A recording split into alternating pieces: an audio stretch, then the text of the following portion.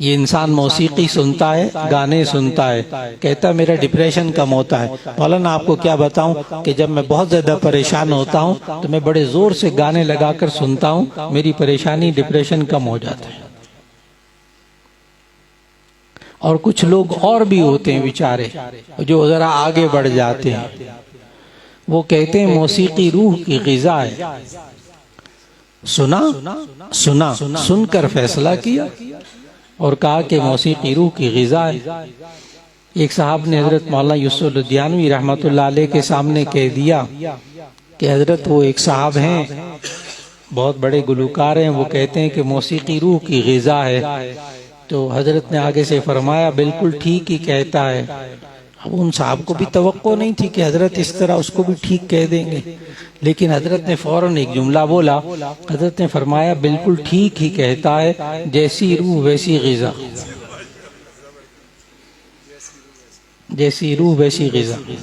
پاکیزہ روح کے لیے پاکیزہ غذا، گندی روح کے لیے گندی غذا۔ لاہور میں، پنجاب میں ایک بہت بڑے پروفیسر ہیں، انہوں نے باقاعدہ اس پر ریسرچ کی ہے۔ وہ سائیکالوجی کے پروفیسر ہیں بہت بڑے، انہوں نے پی ایچ ڈی کا تھیسس لکھا ہے، اور پی ایچ ڈی کے تھیسس میں انہوں نے عنوان ہی یہی رکھا ہے کہ موسیقی روح کی غذا ہے۔ مسلمان ہے اور بڑا قابل آدمی کہ موسیقی روح کی غذا ہے۔ اس پر دلائل دی اس نے، بہت سائنسی دلائل دی۔ تو ایک صاحب مجھے کہنے لگے کہ کالج یونیورسٹی میں پڑھاتا تھا، تو وہ کہنے لگے پروفیسر صاحب، حافظ صاحب وہ آپ سے ملاقات کرنا چاہتے ہیں، تو کس روز آ جائیں؟ میں نے کہا کسی روز آ جائیں، یہ فلاں وقت فارغ ہوتا ہے۔ تو کہنے لگے بس تھوڑی سی تیاری کر لیجئے گا مولانا، کیونکہ وہ بڑی ریسرچ کی ہے اس نے اس موضوع پر کہ موسیقی روح کی غذا ہے۔ میں نے کہا کوئی بات نہیں، آنے دیجئے ان کو۔ تشریف لے آئے، بیٹھے، چائے وائے پی۔ میں نے کہا سنا ہے آپ نے بڑی ریسرچ کی ہے، آپ کا موضوع کیا تھا؟ میں انہی کے منہ سے سننا چاہتا تھا۔ میں نے کہا آپ کا ٹاپک کیا ہے، موضوع کیا تھا؟ کہنے لگے میرا موضوع تھا کہ موسیقی روح کی غذا ہے۔ میں نے کہا کمال کر دیا آپ نے ریسرچ کر کے، بڑی ان کو شاباش دی۔ جب وہ بڑے خوش ہو گئے، پھر اس کے بعد میں نے عرض کیا، میں نے کہا یہ جو آپ نے ٹائٹل پر لکھا نا موسیقی روح کی غذا ہے، بس مجھے اتنا بتا دیجئے کہ لفظ روح آپ کو کہاں سے معلوم ہوا ہے؟ یہ لفظ روح آپ کو کس نے بتایا؟ پھر میں شروع ہو گیا، میں نے کہا یہ کیمسٹری کے اندر، علم کیمیا میں آتا ہوگا۔ کہنے لگے نہیں وہاں نہیں ہے۔ میں نے کہا پھر علم طبعیات میں، فزکس میں آتا ہوگا۔ کہنے لگے نہیں وہاں بھی اس کسی کتاب میں لفظ روح نہیں ہے۔ میں نے کہا پھر یہ بیالوجی میں آتا ہوگا، علم حیاتیات میں آتا ہوگا۔ کہنے لگے وہاں بھی نہیں ہے۔ میں نے کہا پھر زوالوجی میں آتا ہوگا، علم حیوانیات میں آتا ہوگا۔ کہنے لگے وہاں بھی نہیں ہے۔ میں نے کہا پھر وہ جو ایم بی بی ایس میں ڈاکٹروں کو پڑھاتے ہیں نا اناٹمی، علم تشریح الاعضاء، تو میں نے کہا اس کے اندر ہوگا۔ کہنے لگے نہیں اس کے اندر بھی نہیں ہے۔ میں نے کہا پھر ڈاکٹروں کو ایم بی بی ایس کو پڑھاتے ہیں فزیالوجی، علم منافع الاعضاء، تو اس کے اندر ہوگا روح کا لفظ۔ کہنے لگے وہاں بھی نہیں ہے۔ یہ بھی میں بہت مختصر کر رہا ہوں۔ تو بات جب لمبی ہو گئی تو جب وہ کہنے لگے وہاں بھی نہیں ہے، وہاں بھی نہیں ہے، تو پھر میں نے عرض کیا، میں نے کہا میں آپ کو بتاؤں کہ آپ کو لفظ روح کہاں سے معلوم ہوا ہے؟ کہنے لگے بتائیے۔ میں نے کہا وحی الہی سے، وحی الہی سے، قرآن سے، اور تو کوئی کتاب ہے ہی نہیں جس میں لفظ روح موجود ہو۔ تو میں نے کہا جس وحی الہی نے روح کے بارے میں آپ کو بتایا ہے، اسی وحی الہی سے پوچھ لیتے کہ روح کی غذا کیا ہے۔ الا بذکر اللہ تطمئن القلوب، الا بذکر اللہ تطمئن القلوب، آگاہ رہو اللہ کے ذکر سے دلوں کو اطمینان ہوتا ہے۔ اس کے بعد صرف ایک ہی جملہ تھا۔ حافظ صاحب کہتے تھے مجھے، کہنے لگا حافظ صاحب واقعی سوچ میں غلطی ہو گئی، سوچ میں غلطی ہو گئی۔ لفظ روح بھی ہمیں کس نے بتایا ہے؟ قرآن نے بتایا۔ تو کبھی کبھی سننے میں غلطی ہو جاتی ہے، سنتا ہے انسان، فیصلہ کرتا ہے درست ہے، لیکن اس غلطی کی اصلاح ممکن ہے صرف کس سے؟ وحی الہی سے۔ ورنہ وحی الہی سے ہمیں معلوم ہوتا ہے کہ یہ جب انسان گانا سنتا ہے تو اس کو بڑا مزہ آتا ہے، اس لیے کہ موبائل کی دنیا ہے، آج بچنا بہت مشکل ہو گیا، تو حدیث سامنے رکھنی ہوگی جو ہمارے تمام طلباء علماء کو معلوم کہ الغناء ينبت النفاق في القلب كما ينبت الماء الزرع او كما قال علیہ الصلوۃ والسلام کہ یہ گانا انسان کے دل کے اندر نفاق کو اس طرح اگاتا ہے جیسے کہ پانی کھیتی کو اگاتا ہے کہ آپ پانی دیں زمین کو، خود بخود پودے اگنے لگیں گے، بالکل اسی طرح گانے سنتے جائیے، خود بخود نفاق اگے گا، ایمان اتنا اتنا تھوڑا تھوڑا رخصت ہوگا، پھر نہ نماز کو دل کرے گا، نہ ماں باپ کا کہنا ماننے کو دل کرے گا، نہ نیک کام کرنے کو دل کرے گا، پھر گناہ میں جانے کو دل کرے گا۔ یہی نفاق کی نشانیاں ہوتی ہیں۔ وحی الہی میں ہمیں کیا بتاتے ہیں کہ کبھی کبھی ہم حواس سے فیصلہ کرتے ہیں اور وہ فیصلہ غلط ہوتا ہے، اور وہ صرف وحی الہی سے ممکن ہے۔ یہ انسان آنکھیں استعمال کرتا ہے، غیر محرم کو دیکھتا ہے، غیر محرم کو دیکھتا ہے، کہتا ہے بار بار دیکھو۔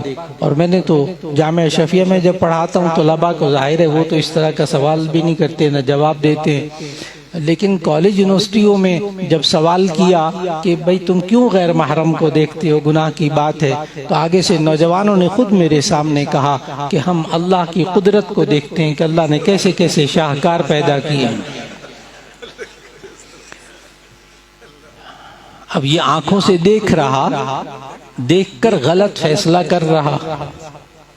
اب میں نے ان سے سوال کیا، ان طلباء سے، جوان طلباء سے، بڑے ذہین طلباء ہوتے ہیں، میں نے ان سے سوال کیا اچھا اگر آپ کی ہمشیرہ محترمہ آپ کے ساتھ جا رہی ہوں اور کوئی قدرت کے شاہکار کا معائنہ کرنا شروع کر دے تو آپ کا منہ لال کیوں ہوتا ہے؟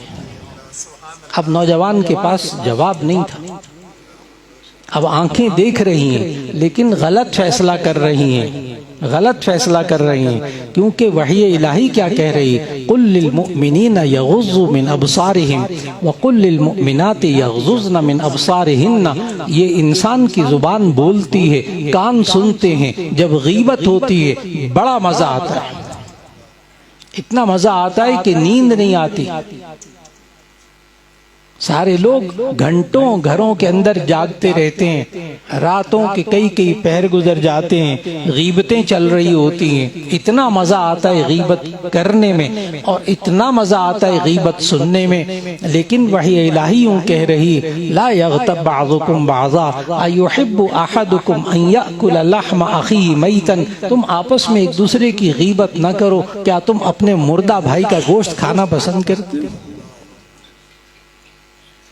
یہ ہمیں وحی الہی نے بتایا۔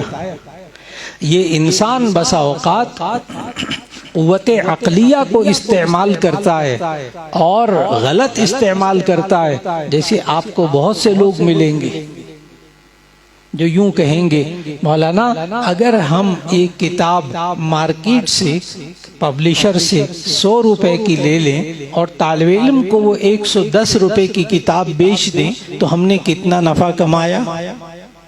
10 روپے۔ پبلشر سے کتاب لی 100 روپے کی، آگے طالب علم کو دکاندار نے بیچی کتنے کی؟ 110 کی، تو کتنے کمائے؟ 10 روپے۔ تو مولانا اگر میں کسی کو 100 روپیہ نقد دے دوں اور پھر اس سے کہوں کہ 6 مہینے کے بعد اس کو 110 روپے مجھے واپس دینا، تو آپ اس کو سود کہتے ہو، آپ اس کو حرام ربا کہتے ہو، حالانکہ ادھر بھی اس نے 10 روپے نفع کمایا، ادھر بھی 10 روپے نفع کمایا، تو اس نے عقل لڑائی، عقل لڑائی، اور یہ عقل کافروں نے بھی لڑائی۔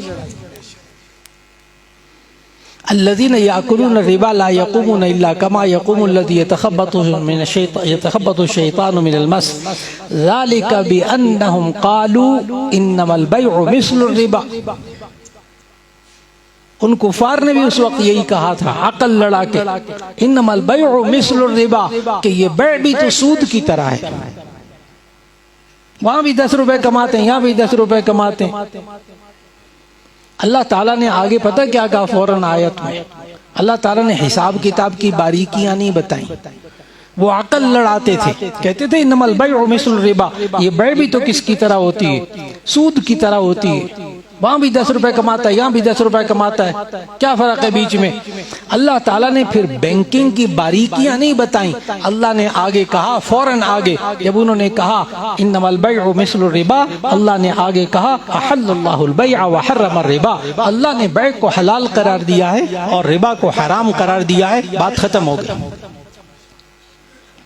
یہاں بہت سے لوگ بیٹھے ہوئے ہیں جو بیچارے کبھی کبھی یہ زبان پر لے آتے ہیں، معاشرے میں آپ کو بہت سارے لوگ ملیں گے، وہ کہتے ہیں مولانا ربا، سود کی تعریف، اس کی ڈیفینیشن قرآن میں کیوں نہیں؟ ربا کی تعریف قرآن میں نہیں ہے، ربا کی ڈیفینیشن تعریف قرآن میں نہیں ہے۔ اچھا، یہ نبی صلی اللہ علیہ وسلم نے بتائی، وحی الہی ہے، حدیث بھی وحی الہی ہے۔ اچھا، بات ہوگی اس کی شروع میں، لیکن مفسرین نے یہ لکھا کہ اللہ نے یہاں بیع اور ربا میں فرق نہیں بتایا، ربا کی تعریف نہیں کی، یوں کہا کہ بیع اللہ نے حلال کر دی ہے اور سود کو حرام کر دیا ہے۔ یہاں مفسرین نے بڑے کمال کی بات لکھی، بڑی توجہ سے آسان کر کے بیان کروں گا۔ اگر آپ کے سامنے ایک سیب ہو اور ایک مالٹا ہو، ایک سیب ہو اور ایک مالٹا، دونوں گول گول، لیکن آپ میں سے کتنے لوگ ہیں جو کہ سیب کو مالٹا کہیں اور مالٹے کو سیب کہیں؟ کوئی بھی نہیں۔ کیوں؟ آپ کو سیب کا پتہ ہے کہ کیا ہوتا ہے، لہذا آپ اس کو سیب کہتے ہیں، اور مالٹے کا بھی آپ کو پتہ ہے، اس لیے آپ مالٹے کو مالٹا کہتے ہیں، کبھی سیب کو آپ مالٹا نہیں کہتے۔ سمجھ میں آئے؟ کیونکہ آپ کو دونوں چیزوں کے بارے میں پتہ ہے اچھی طرح۔ اب مفسرین کیا لکھتے ہیں؟ مفسرین یہ لکھتے ہیں کہ بیع اور ربا کا فرق، بیع سود، بیع بیچنا، خرید و فروخت کرنا، اور ربا سود، تو بیع اور ربا یعنی بیع اور سود میں اللہ نے فرق نہیں بتایا۔ اگر ربا کی تعریف کر دیتے تو کتنا اچھا ہوتا، کتنی بات واضح ہو جاتی۔ اس کا جواب مفسرین نے یہ لکھا کہ بیع اور ربا کے اندر، اور سے جملہ سنیے گا پھر میں اس کو تھوڑا سا واضح کروں گا، بیع اور ربا کے اندر فرق تو اس وقت کے کافروں کو بھی معلوم تھا۔ بیع اور ربا میں فرق اس وقت کے کافروں کو بھی معلوم تھا، تبھی تو انہوں نے بیع کو بیع کہا، ربا کو ربا کہا۔ اس لیے اللہ نے ربا کی تعریف قرآن میں بیان ہی نہیں کی۔ ایمان والوں کو پہلے سے پتا تھا اور کافروں کو بھی پتا تھا کہ بیع اور ربا میں فرق ہوتا ہے، ورنہ وہ کیوں کہتے انما البیع مثل الربا؟ وہ سیب اور مالٹے کی مثال ذہن میں رکھیے گا۔ اگر آپ کو پتا ہے کہ سیب سیب ہے اور مالٹا مالٹا ہے تو آپ کبھی مالٹے کو سیب نہیں کہیں گے، سیب کو مالٹا نہیں کہیں گے۔ انہوں نے جب ربا اور بیع کے لیے الگ الگ لفظ استعمال کیے ان کافروں نے، تو ان کافروں کے ذہن میں یہ بات موجود تھی کہ ربا کیا ہوتی، بیع کیا ہوتی۔ تو معلوم ہوا کہ ہمیں اس عقلی گمراہی سے بھی بچانے والی کون سی چیز ہے؟ وحی الہی۔ ہم حواس سے اور ہم عقل سے فیصلہ کرتے ہیں، کبھی کبھی غلطی ہوتی ہے، اور بڑی توجہ سے ذہن میں رکھیے گا کہ ہمیں وحی الہی سے اور کیا پتہ چلتا ہے۔ وحی الہی سے ہمیں دوسری بات پتہ چلتی ہے، اس کائنات کا پیدا ہونا، اس انسان کا پیدا ہونا، اس کائنات کا آغاز، یہ بھی ہمیں وحی الہی سے معلوم ہوتا ہے۔ جب درس آپ بار بار سنیں گے، تشریف رکھیں گے، اور جب سنتے ہیں انہیں معلوم ہے کہ اللہ نے انسان کی پیدائش کے بارے میں بھی بتایا، اور اللہ نے انسان کیا پوری کائنات کی پیدائش کے بارے میں ایک ایک بات بتائی وحی الہی کے اندر۔